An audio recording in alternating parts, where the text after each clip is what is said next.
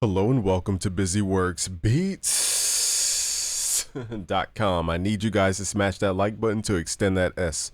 Today we start the new series called the Genius Series, where I'm going to break down your favorite records from your favorite albums. Today we're going to focus on Tyler the Creator's Chromacopia. This song specifically is called Saint Chroma. The BPM is 75.246, very specific. The key is C sharp minor, so let's hear the track.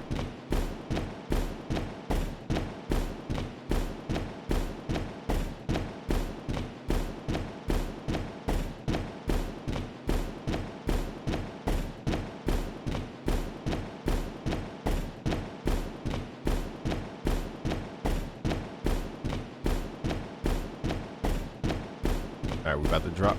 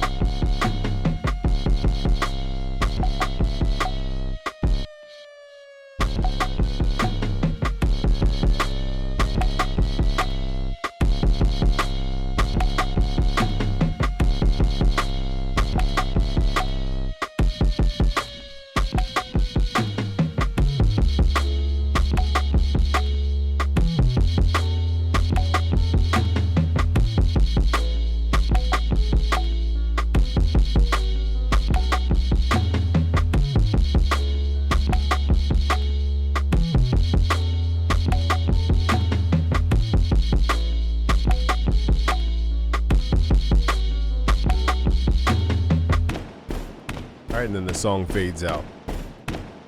Okay, so that is the core of the song. So I'll kind of break this down into sections. You have 4 sections. You have the top line section. This is like your memorable melody. You have the harmony section. This is your chord section. You have the contrast layer. This is usually your bass, but it's also other elements. And then you have the rhythm section. So here the rhythm dominates this type of track. Firstly, we have these like army stomps. Now this is not the exact sample they use, but it's similar. Now the way to get it to sound like this is we're not using the same stomp every single time. We're using different stomps so that it sounds like, you know, real walking. In real walking, you're not going to hear do, do, do, do, do, the same audio stomp. I don't know where the notes are. The notes, it's weird. It's showing notes, but it's not notes there. So that's kind of weird. But these stomps, okay, here's one. Here's another one. These are more like the acoustic ones that sound like they're from a recording, whereas these are more synthetic. So these are for impact, and then these are ones to make it sound more realistic. So that's how I stack those up. Not sure why it's not showing the thing. That's kind of, I don't know what happened there. Okay, so over here we have the Sky Keys. So Sky Keys is becoming one of my favorite plugins. It's just the GOAT of all things. So this is called About Time.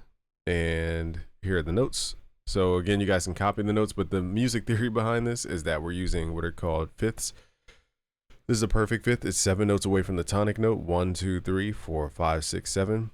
We're cycling between the fifth and the tonic. So it goes C sharp, G sharp, C, back down. So these are just fifths. And then E to A is a perfect fourth, but A to E is a fifth. So basically you're using fifths again. It's just in a different way. So it's 1, 2, 3, 4, 5. That's a perfect fourth. Okay, and then we go down. So let's hear this.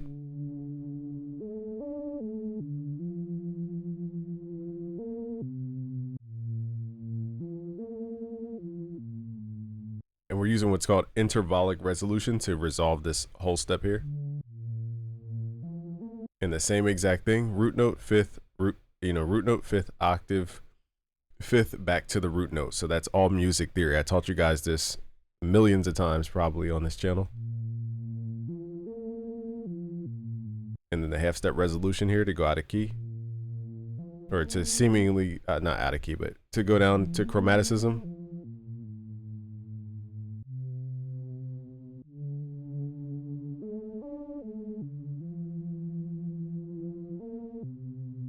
So it seems like the resolution points are using whole steps as opposed to half steps, and that's kind of the sound that I'm noticing. For those who understand what I'm saying, he uses whole steps more than half steps in this song. So nextly we have the chords. The chords are simple triads, but it sounds big when you combine it with other stuff. So here we have C sharp. This is the root note, 0, 1. So 0 is the root note wherever you start because there's no distance. It's, you know, relative distance. There's no distance, so we call it 0. This is the root note, and then count up 1, 2, 3. This is 0, 3, which makes the minor third, 4, 5, 6, 7. So it's 0, 3, 7 that makes a minor chord all the time. And what we're doing here is taking the root note and adding it in the bass to thicken out the sound. We're just giving this chord rhythm, and that's what creates the sound. It's not just playing the chord, it's giving it rhythm. So same chord over here. And then we're doing that whole step resolution that I keep talking about. And we're going to the next scale degree that's down a whole step, which in this case is a major chord, 0, 1, 2, 3, 4, 5, 6, 7. So that's a major triad.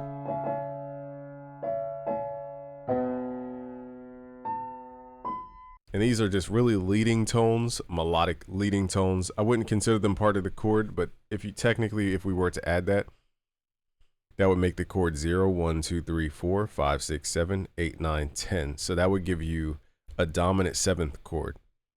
Okay, so this, technically, if you were to play all those notes at one time, it's a turnaround chord. Okay, so that's jazz theory that I teach in my music theory essentials. If you guys go to busyworksbeats.com/music theory essentials, you guys can learn the fundamentals here and then move into music theory magic, which goes over intervallic resolution that I talked about here. So he's using a lot of theory for his stuff, is my point.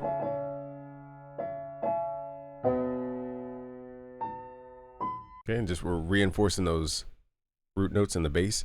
Nextly, we're just stacking up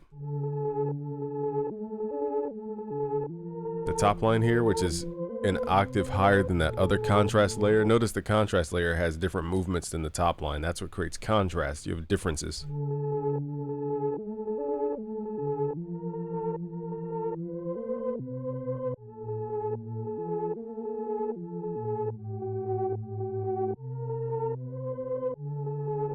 Okay, I'm just gonna kind of let this one in. It's basically the same thing, just slower, the top line harmony, and a different sound. Again, we're using sky keys for these. So this one's called About Time. The next sky, actually, I don't think this is About Time. I think it just loads that. Actually, that is About Time. That is the preset. Let's see what this harmony patch is labeled. So this one's called Life Suite. Okay, sounds like a choir. And then I have a layer playing, so it's playing all of these at one time to create a bigger sound. Just realized there's another note in here that shouldn't be there. I guess it doesn't matter. Okay, and then we have, so that's the music, pretty basic there. Pretty straightforward. And then we're moving into the rhythm. So the rhythm is where it gets a little complex. Again, I'm not going to show every little step because it took a while to make this. So basically I chopped apart a drum break. Here's the original drum break. Let me see if I can open this up.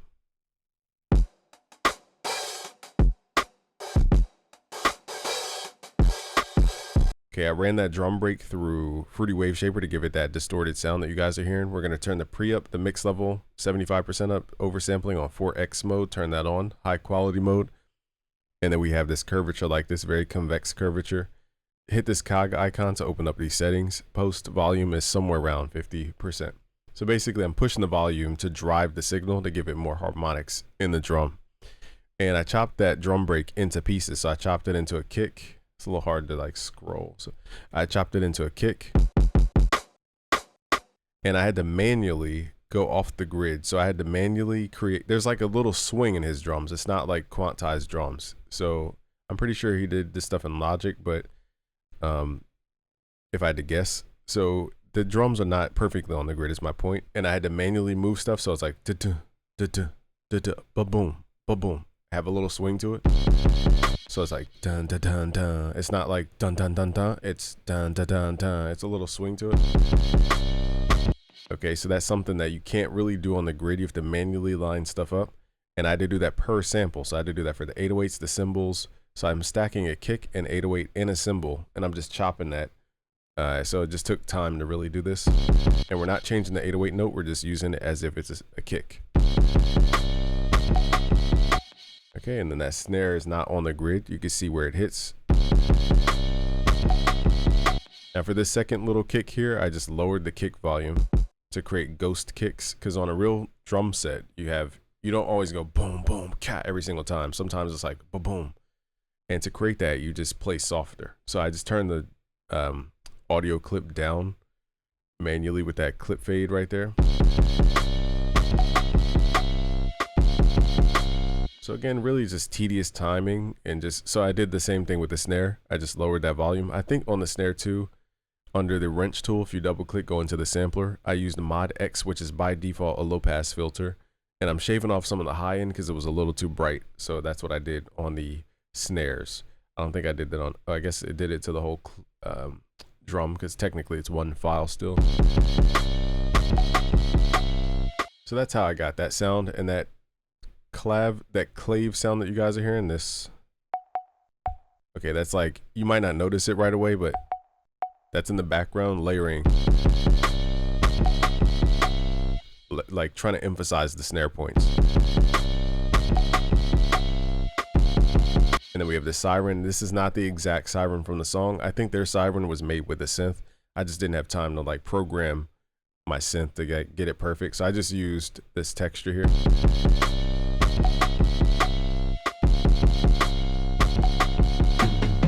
And then we have a drum fill, which I had to double click, go to the mode, stretch mode, and then basically you move the time knob until it locks into the grid. If you guys have drums that are off the grid like this, hit Shift Q to quantize it like that.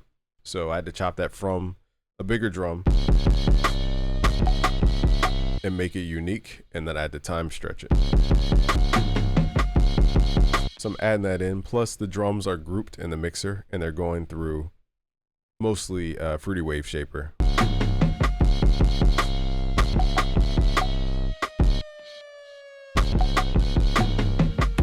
Okay, so I need to be routing that drum. I routed it to the wrong track. So now I'm routing all the drums that need the aggression. I'm routing it to the channel with the Fruity Wave Shaper. That way it gets that distorted texture on it. So now it's like, and it just blends in.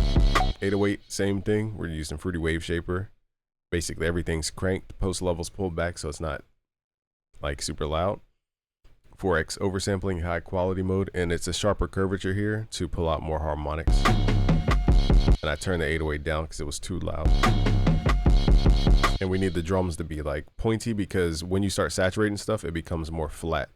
So the more flat you make something, the only contrast we could hear is the level, because we don't have much transient information. So long story short, the drums are a little bit louder than the 808 because we still need to feel movement.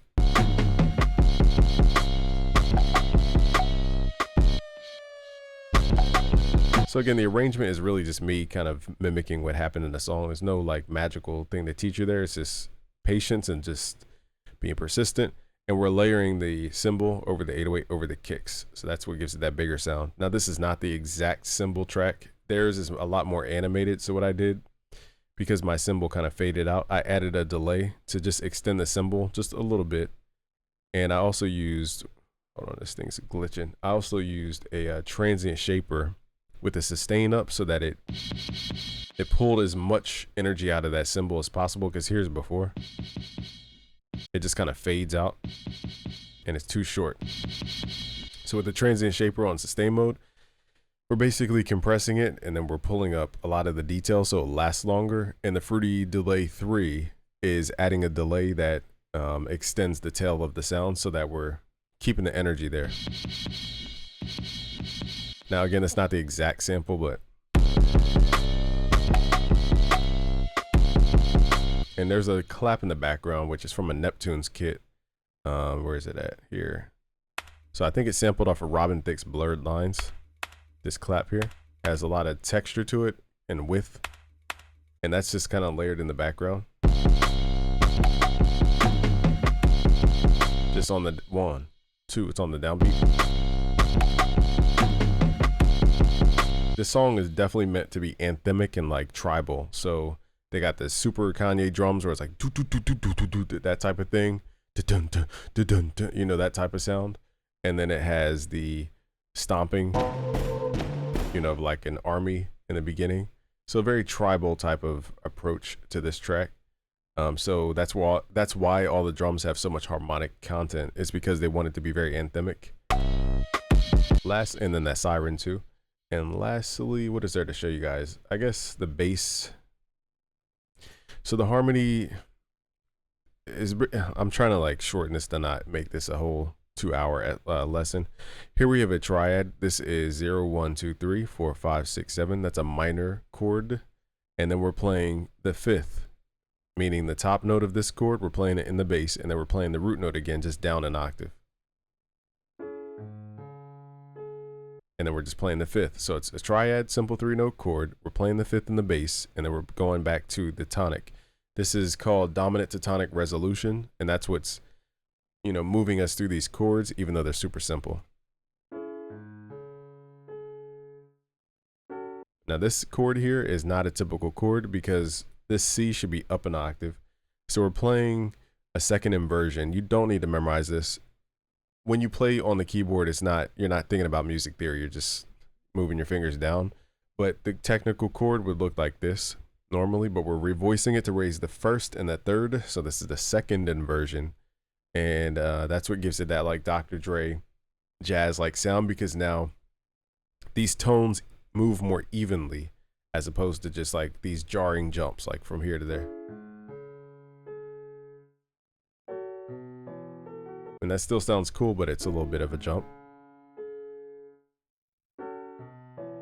And again, we're using chromaticism here, going from note to note. That's what's creating that background tension.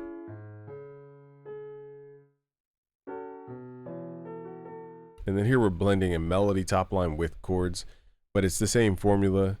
We have B and E here. Now it's kind of hard to tell where B and E would associate with this chord or this kind of falling section.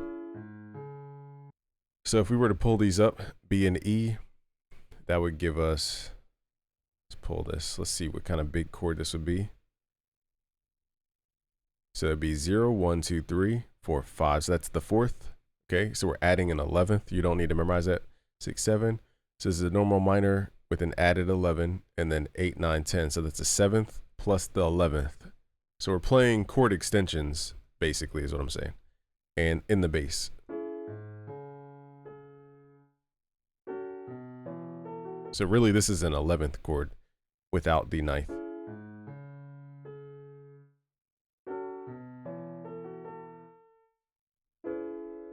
And here we're using a 7th chord. So I like how Tyler, the Creator's production kind of dabbles in jazz, pulls back. So it's a lot of cool music theory techniques. I teach all this stuff. I know this sounds like foreign language to people who are beginners, but once you learn the basics, it becomes like a whole new world of music. If you go to busyworksbeats.com/music theory essentials, I have a course package with music theory in a day, chord magic, melody magic, beat magic. So it's like all these courses in one that teach you the fundamentals of music theory and beat making so that you guys can understand how to put these puzzle pieces together to look complex like this, or even reverse engineer your favorite songs. There's a process for it. Okay, so this is a 7th chord here. 0, 1, 2, 3, 4, 5, 6, 7. This is a minor triad, 8, 9, 10, minor 7th chord. So basically we went from a simple triad to an 11th chord without the 9th to a 7th chord. Those are jazz techniques that I teach. And here we're just really going down the scale more than making a chord.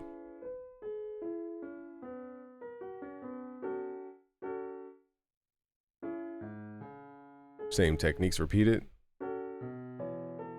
Let's hear it in context though. And then we have the bass doo-doo-doo. Now again, if you learn the basics, what I teach you guys, I simplify so it doesn't sound like a foreign language. Here we're using the root note. We're going to what's called the perfect fifth, and then back to the root note, creating that dominant to tonic, resolution. Okay, so that's what we're doing here. 1, 2, 3, 4, 5, 6, 7 notes away. Same thing here. It's a formula: tonic, fifth, tonic, tonic, fifth, tonic. It always resolves: tonic, fifth, tonic. Okay, and then here at the end we switch it up. 1, 2, 3, 4, 5, 6, 7. We go tonic, fifth, tonic. Actually, we didn't switch it up there. It's the same formula. And then over here we have the minor third, and then 1, 2, 3, 4, 5. So this is 1, 2, 3, 4, 5, 6, 7, 8. Here we're getting a little fancy at the end. So let's hear the bass.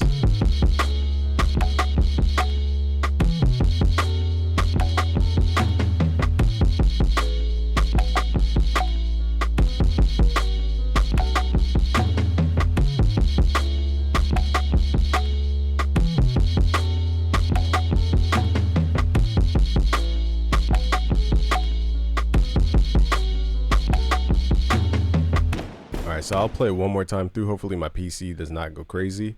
If you guys want to learn how to make beats like the pros, go to busyworksbeats.com/premium. You could join for free. We have over 68 music production courses. We have a 14-day free trial. I teach you the foundation of this. That's how I made this track.